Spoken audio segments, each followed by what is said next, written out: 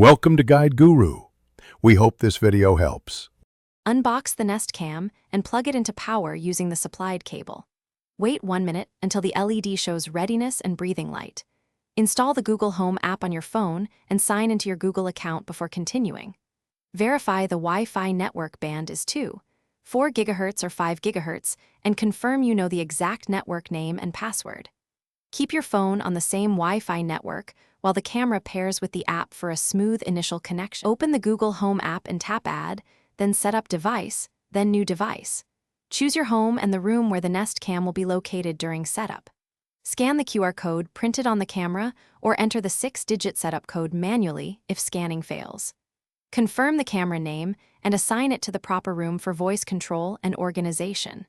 Allow the app to update firmware if prompted and wait for successful pairing before proceeding. Choose a mounting location about 6 to 10 feet high for optimal coverage and facial identification. Use the included screws and anchors to mount the camera securely and adjust the tilt until the live view shows the desired area. Test the live view in Google Home and enable motion alerts and microphone settings based on your privacy preferences. Verify notifications arrive on your phone and record a short clip to confirm video quality, night vision, and stay.